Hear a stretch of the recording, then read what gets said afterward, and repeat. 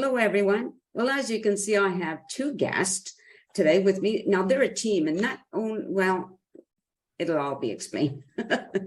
Ladies and gentlemen, it's time to meet Brandon and Cindy Mae Isaac. Welcome to the show, the two of you. Hey, thank you, Nancy. Appreciate you having us. Oh, it's great. So, Brandon, I'm going to start with you. Now, I know that you're a blues musician, right? I am, yeah. Born in the Yukon? Yeah, born in Whitehorse. Whitehorse, and you come from a musical family, right? Yeah, I do. Yeah. So tell me a little bit about that, about your family. Well, I mean, I grew up, my dad played music full time. So, I would go to sound checks and rehearsals, always rehearsals in the house and surrounded by music, Yes. My mom loved her opera and her classical. She'd crank that up. And my dad, he loved his country and his crooners. And my brother loved his 80s new wave music. And I liked my Ozzy Osbourne. And the house was just crazy. That sounds music cool. everywhere. Now you're in Castlegar, BC? No, we actually live on the island. Oh, Vancouver. on the island. Oh, okay. I thought it said in your bio, in your web page, in your profile page on Facebook that you lived in Castlegar. So my mistake. Now, Cindy Mae, when did you come into the picture here? About 4 years ago, I showed up. Okay. So now I know you're married, and I know that Cindy, you go Cindy Mae, right? You go by Yes. That you're Brandon's agent. I am. So how does that work? Because it's not always easy to be married to somebody and be involved in a business together. That's true. The difference is that when he's playing, he's my product and needs to go by the rules. Yes. I told him at the beginning that, okay, I don't know if this is a good idea because I can be a bit, of a bossy woman. And he said, that's okay. And now he says, but it works fine. I mean, I go to all the gigs. We travel together on the road. Very nice. Yeah. Don't say bossy, say control. Because in order to be so, well, there was a different word I was going to use, but I thought bossy was a better B word. No, it's great. She's been doing a great job. I mean, Cindy never actually worked in this industry before. She's new to this stuff. And before that, she was a liquor consultant and a financial advisor. Right. So it was a perfect fit. Very good. Okay, so you've been traveling together. So where are some of the places you've been? We've been to Germany. Oh, nice. Mexico. I mean, we've sort of, since we've been together, we've been playing this COVID thing, right? Yes. Mostly, yeah. So, I mean, we've been close to home or nowhere. We've been nowhere together a lot. Sitting at home, doing the COVID boogie, right? And a lot through BC and Alberta. We've been trying to stay local the last couple of years. And Yukon, yeah. And the Yukon, yes. We've been to the Yukon several times over the last 3 years or so. Okay. Now, Brandon, when you perform your music, you don't just sit there and perform your music. You like to entertain the audience, right? I try. It's always an experiment, or it's always different. Every audience is a little different. So, I like to have fun with the crowd, and sometimes just play some games with them. Just say some strange things and watch them. I don't know why. I mean, sometimes I have to push a few buttons with the audience. It's fun. And with his wife. That's right. Yeah, you got to make it a little bit of a show, and I like the audience to get into the show, and they can talk too. You're allowed to talk back, communicate, and we can tell some stories between people. I think that's so I don't like to have a wall up where I'm a performer and they're an audience. I like it to be, we're all in a room. I so happen to be singing, but we can all, contribute to I appreciate that. I was just going to say, when I go to see somebody perform and they're there with their eyes closed because they're really into their stuff, and I'm thinking, hey, we're out here. Look at us, We're out here. Look. So if you're engaging with the audience, to me, that's so much more worthwhile being there as an audience member, you know?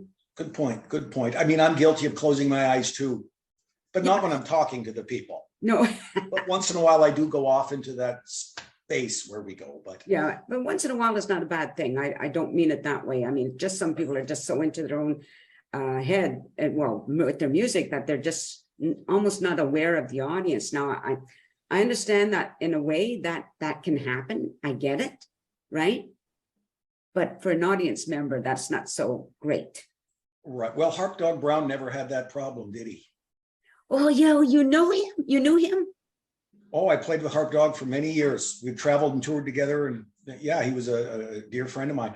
But he did not have that problem. I mean, he would just stare at you with his harp, Yes, yeah. look you in the eye until you look away. You're getting a little intimidated. Why is he looking at? Is he going to eat me? He was going to be on my show, but the problem is we can never connect because he was so busy all the time, you know? Like I have met him in person, but he was, I just talked to him about being on the show and he said, yes. Next thing I know, he's out in Alberta or he's somewhere else, right? Yeah. The dog was always on the run, right? Yeah. So it's too bad, but yes, I know he's great. And I think it was awesome that you got to meet him. Now you have in the past opened for other musicians, right? I have opened for musicians, sure. So share some of that now. Who drop some names, like, you know. Well, I can't remember who I've opened up for. Oh, okay. And I'll tell you who's opened up for me. Who? Nobody. But one day someone will, and I will remember that name. No, I don't know who I've opened up for. Different Taj Mahal. He was fun, you know. Once in a while you get a cool call to open up for somebody, and you get to meet people, and that's the beauty of festivals and stuff, is you get to meet some artists backstage and hang out and share stories, and that's where you really get to meet and connect with people, is normally at festivals and stuff, so even if you're not opening for them. There's Jimmy Vaughn. Wow, Jimmy Vaughn. Not that I'd have the nerve to talk to him. I'd be too scared and shy. Now, I think when I talk to musicians, one of the things I've learning more and more that most of you are very generous with your time and your space and with other musicians. And I think that's awesome. I really do. Yeah. Brandon's about to do a show, a double bill with Son of Dave coming up as well next month. So very nice. Where's that going to be? It's going to be at the Queens in Nanaimo.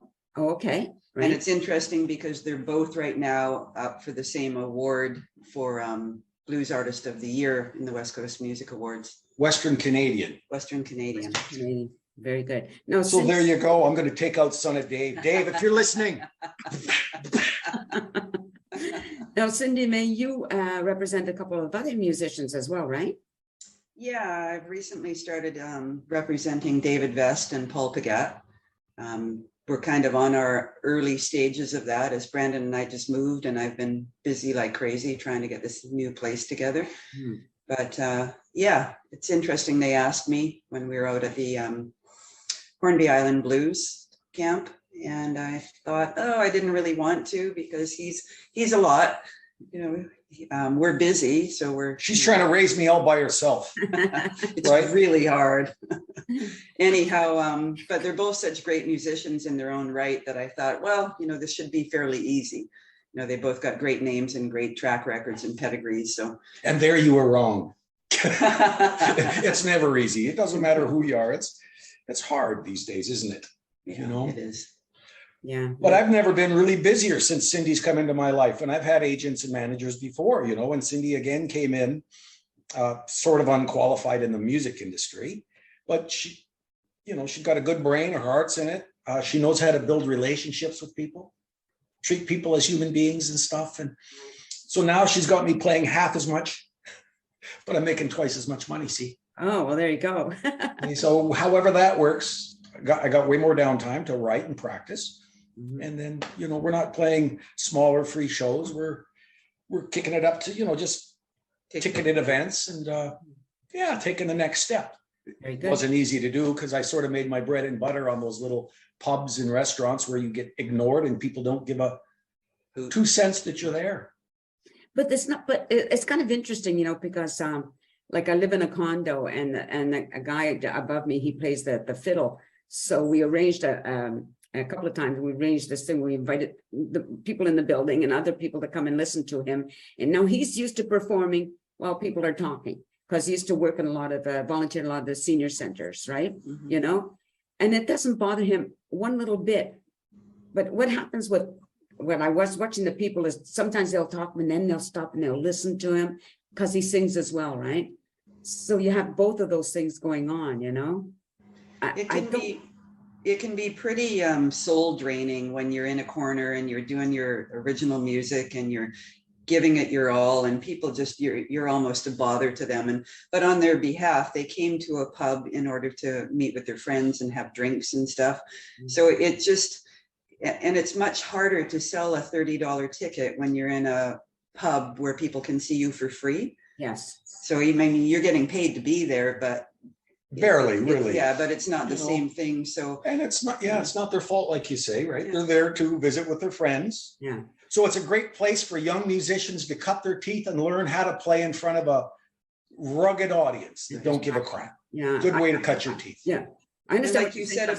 like you said about Brandon being entertaining the audience, all of that goes to the wayside when we're there, because there's nobody to talk to. Nobody's really paying attention. So it just becomes, you're just playing the songs. And, Right, jukebox yeah. material, right? It's Yeah. again good for the young kids to cut their teeth. But after 35 years of playing music, I really do have to give it up sooner or later.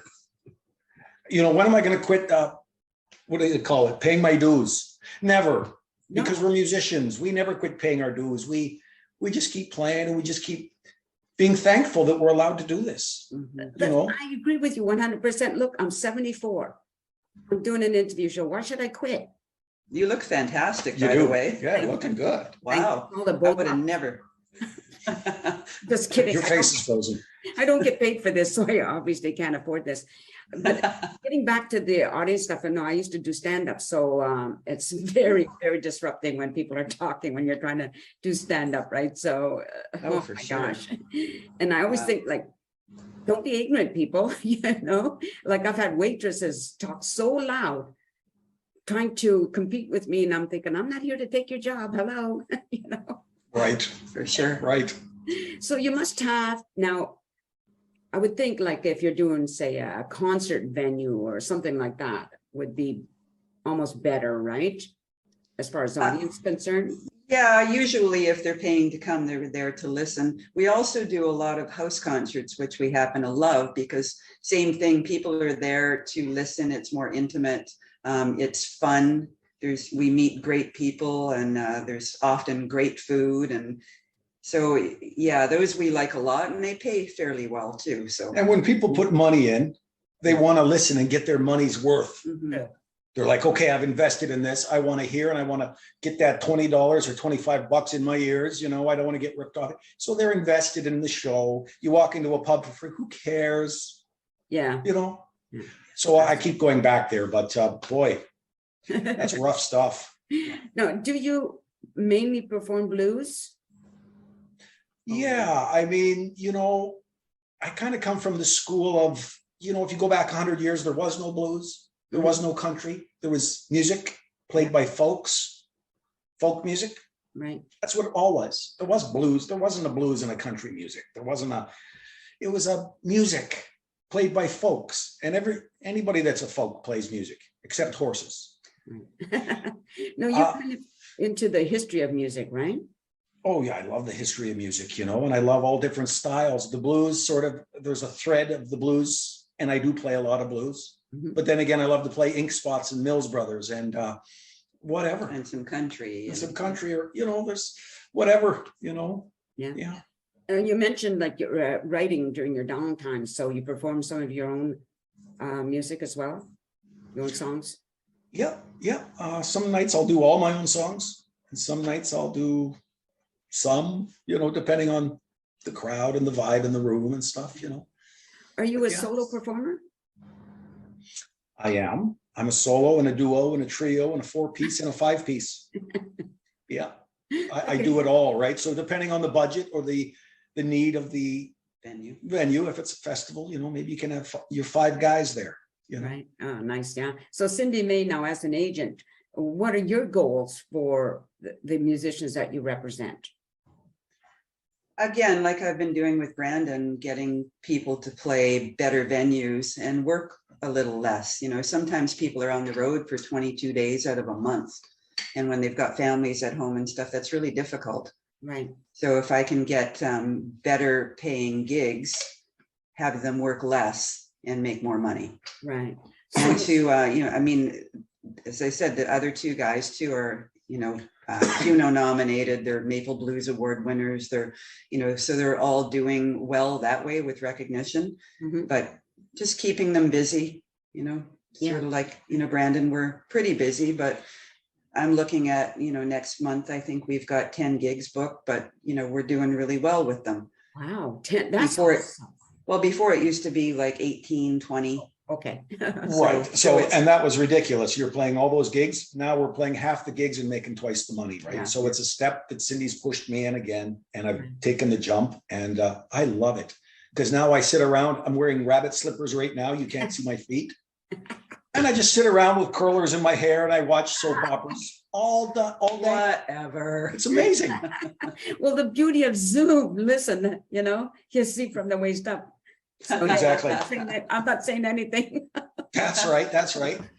So although sometimes people come here and then, you know, have to dress properly when they come to my Zoom room. But okay, so if people wanted to now, Brendan, I know you have a website because I'm actually looking at it right now on my phone. But if they wanted to book you, Cindy May, they go through you, right? Yes. So yes. How would they do that? They usually find either they have got my card from somebody. Well, you're on the website right there, right, Nancy? Yeah. So click on contact. And my name's on there and my phone number. Once you hit email. contact, you can send us a letter and we'll send you a 8x10 headshot signed. Remember they used to do that? No. No. Oh, I never got one of those. Oh, well. Okay. But yes, I see that. So they can just use your email or so I'll just when I finish doing this and put your names, I'll put this website so they can get all that information there. Are your shows coming up are also on there, right? Yes, I don't think I've updated the last little bit, but yes. Okay, so everything is there, so that's really good. Okay, so we're going to end it here. Okay, so just stay on camera. So to the audience here, you've been listening to Brandon and Cindy May Issak, performer. He's the performer, musician / writer / all the things that musicians do. And Cindy May is not only his wife, but she also is his agent and she represents other people. So it's all looking good so far. So we wish them all the best. And, you know, if you're in their area or wherever it is they're performing, it's really good to go out and listen to musicians. You know, we all need that right now. Yeah. We're just coming out of COVID is still fairly recent. So if you can get out there and don't talk during the performance, because if I'm there, I'm going to smack you. Come on, let's go. So take care, everybody. Be nice and peace out. Thanks, Nancy. A sense of community, Chilliwack's a place to be. A sense of community where you're free. Rolling through the mountains, rolling through the valley, rolling through paradise with me. It's multicultural, you're sure to see it all. Chilliwack's a place to be, you'll see. Come party in the park, go dancing after dark. Chilliwack's a place to be, you'll see.